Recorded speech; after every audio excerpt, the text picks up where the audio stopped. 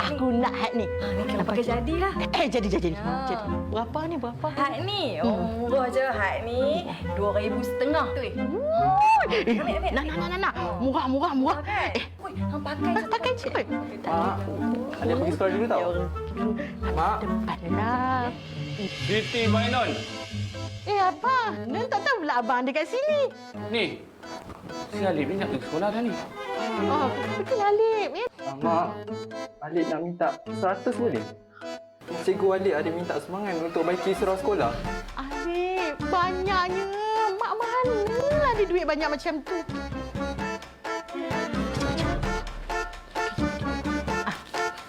Alif, nah ni RM5 dah. Pergi sekolah, nak baik-baiklah. Kita nak bayar ni, nanti terlupa pula. Belakang. Kita cukuplah.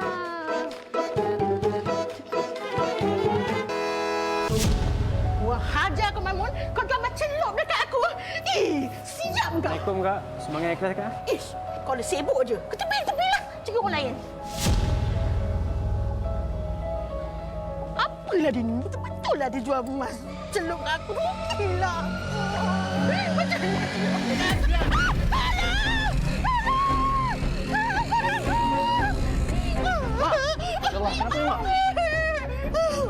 Rantai mak kena aku, adik. Rantai baru mak kena aku. Fikir awak ni. Dalam keadaan macam ni pun boleh fikir pasal rantai emas. Nasib baiklah Allah tu tak tarik nyawa awak tahu. Tengoklah. Lain kali jangan ego, sombong dengan harta awak tu. Sekejap je Allah boleh tarik. Mak menyesal. Nak menyesal, Abang. Nak menyesal. Sesungguhnya, penduduk neraka adalah semua orang yang kasar lagi keras. Orang yang bergaya sombong di dalam jalannya. Orang yang bersombong. Orang yang banyak mengumpulkan harta. Orang yang sangat bakhil. Adapun penduduk surga adalah orang-orang yang lemah dan terkalahkan. Hadis sahih riwayat Ahmad dan Al-Hakim. Ayo, sucikan jiwa dan harta kita dengan berinfak dan berwakaf kepada dana pembinaan Masjid Taman Nusa Bayu, Mukim Pulai, Johor Bahru. Berinfaklah sekarang.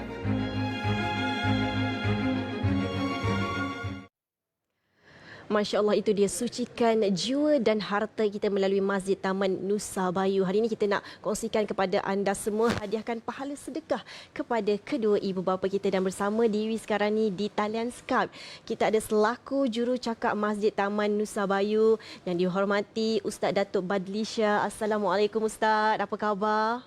Waalaikumsalam warahmatullahi wabarakatuh. Alhamdulillah baik. Alhamdulillah, Masya Allah Ustaz.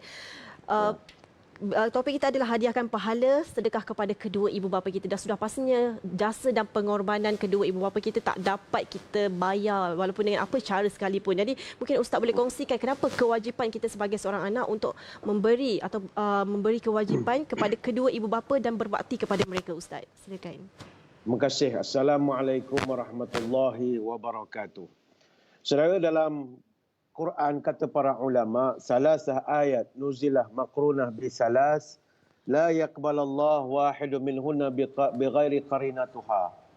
Ada 3 ayat dalam Quran yang dia merupakan ayat berkembar yang tak boleh berpisah antara satu sama lain. Pertama, ati Allah wa ati Rasul. Taat Allah, taat Rasul. Tak boleh berpisah, mesti taat dua-dua. Yang kedua, hendaklah seseorang itu aqimus salah wa ita'uz zakah.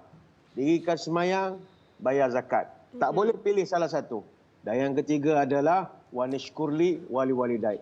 Syukur pada Allah dan buat baik kepada mak bapak.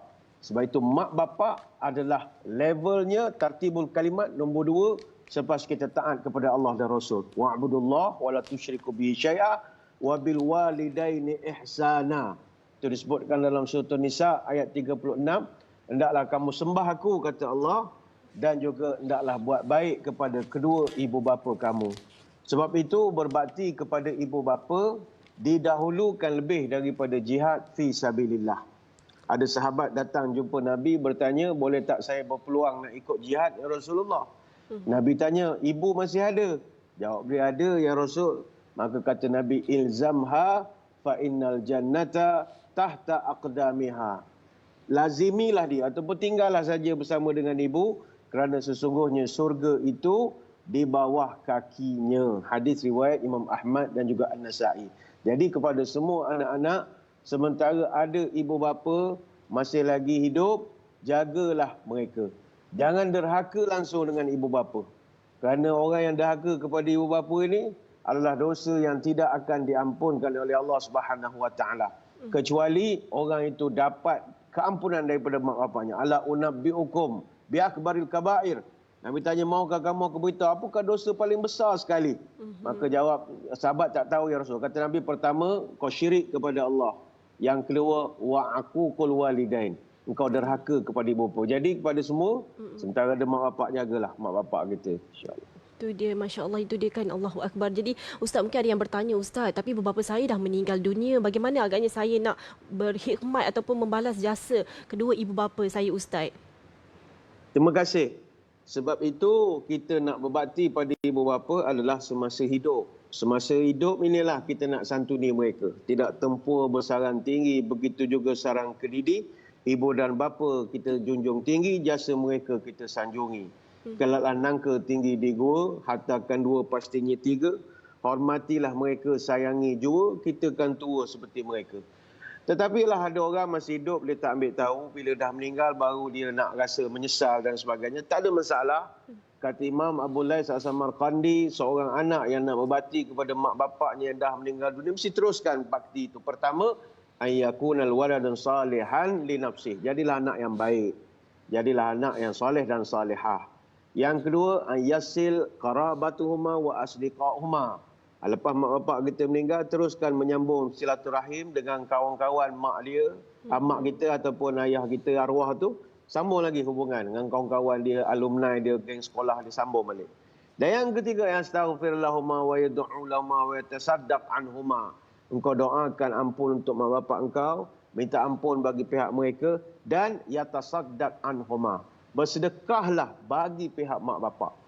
Jadi salah satu daripada cara untuk kita nak berbakti kepada ibu bapa kita yang dah kembali ke rahmatullah adalah sedekah banyak-banyak bagi pihak mereka. Itulah bakti kita kalau mak bapak dah tak ada. Tapi kita tak rekomen sangat untuk orang yang hanya nak berbakti masa dia dah meninggal saja.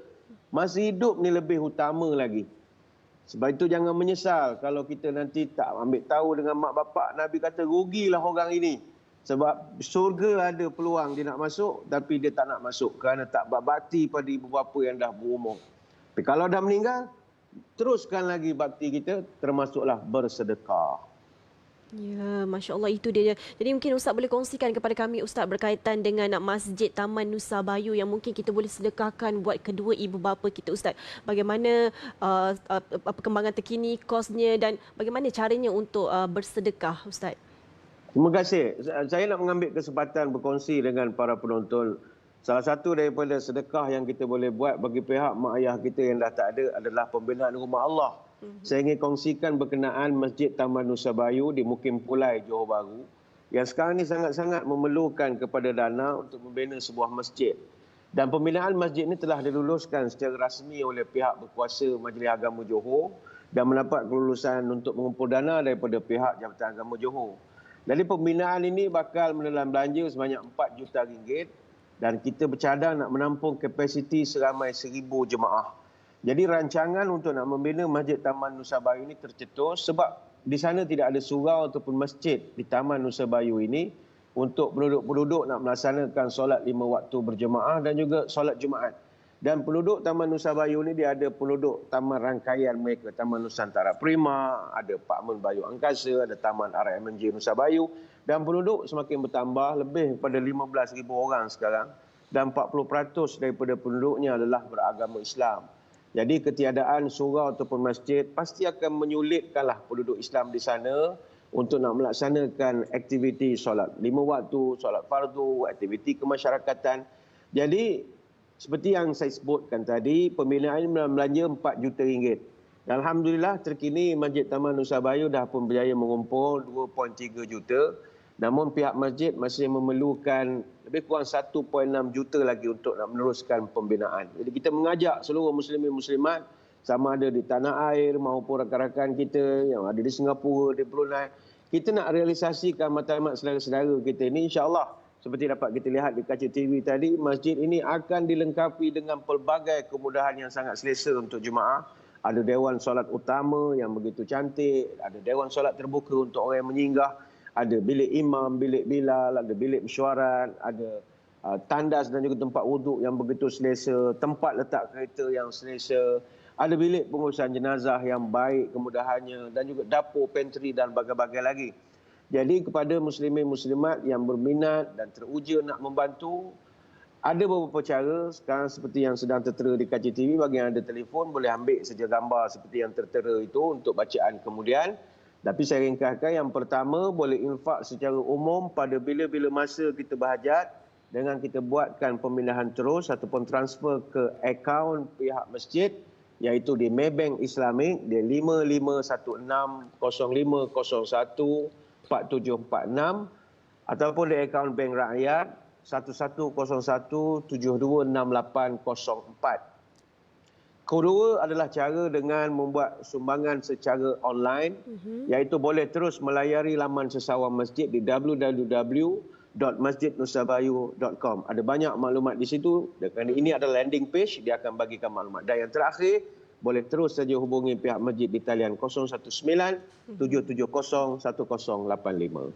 Itu dia kan anda, kepada anda semua yang ingin bersama-sama dalam membina Masjid Taman Nusa Bayu, boleh ambil nombor yang tertera di kaca TV anda sekarang ini. Mudah-mudahan kita menjadi anak yang berbakti kepada kedua ibu bapa kita. Dan terima kasih Ustaz, terima kasih kerana bersama dengan kami. InsyaAllah saya doakan semoga segalanya dipermudahkan oleh Allah Subhanahu Wa Taala. Dan kepada penonton semua, kita nak berehat dulu seketika. Kembali lagi selepas ini. Jangan ke mana-mana. Sesungguhnya sedekah menolak 70 macam bala dan bencana. Hadis riwayat Tabrani. Ayuh, sucikanlah diri kita dengan berinfak dan berwakaf kepada dana pembinaan Masjid Taman Nusa Bayu, Mukim Pulai, Johor Bahru sekarang. Semoga infak anda ini dibalas dengan 1000 kebaikan dari Allah Subhanahu Wa Taala. Insya-Allah.